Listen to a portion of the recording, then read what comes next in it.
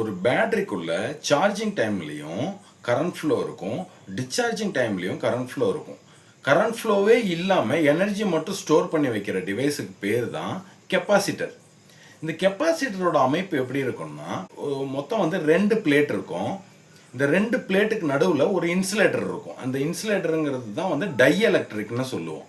இந்த tie electric மெட்டீரியலாக என்னெல்லாம் இருக்கலாம் அப்படின்னா, ஏர் இருக்கலாம், பிளாஸ்டிக் இருக்கலாம், கண்ணாடி இருக்கலாம், செராமிக் இருக்கலாம், ஆயில் இருக்கலாம், பேப்பர் இருக்கலாம். இந்த மாதிரி பொருட்கள் எல்லாமே டை எலக்ட்ரிக் மெட்டீரியலாக கெப்பாசிட்டருக்குள்ளே பயன்படுத்துவாங்க. இந்த பொருட்கள்லாம் 2 பிளேட்டுக்கு நடுவில் டை எலக்ட்ரிக் மெட்டீரியலை பயன்படுத்தும் போது என்ன நடக்கும் அப்படின்னா, நீங்கள் சப்ளை கொடுக்கும்போது அந்த இடத்துல வந்து எலக்ட்ரிக் ஃபீல்டு உருவாகும்.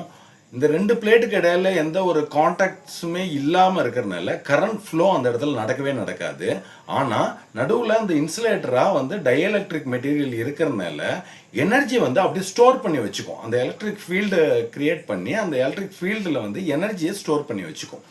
இந்த ஸ்டோர் பண்ண எனர்ஜி அப்பயும் வந்து உள்ளுக்குள்ளே வந்து நமக்கு கரண்ட் ஃப்ளோ இருக்காது. எப்போ நம்ம டிஸ்சார்ஜ் பண்ணுறோமோ அப்போ வந்து கரண்ட் ஃப்ளோ எக்ஸ்டர்னல் பார்ட்ஸில் தான் இருக்கும்.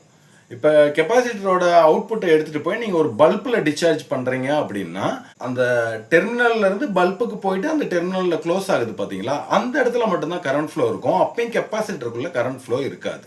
ஸோ கெப்பாசிட்டருக்குள்ளே கரண்ட் ஃப்ளோ எப்போவுமே இருக்காது. ஆனால் அது வந்து எனர்ஜியை ஸ்டோர் பண்ணி வச்சுக்கும். இந்த தகவல் உங்களுக்கு பயன்படும்னு நான் நினைக்கிறேன். இந்த மாதிரி எலக்ட்ரிக்கல் ஃபேக்ட்ஸுக்கு நம்ம சேனலை ஃபாலோ பண்ணுங்கள். நான் உங்கள் மின்சார மனிதன்.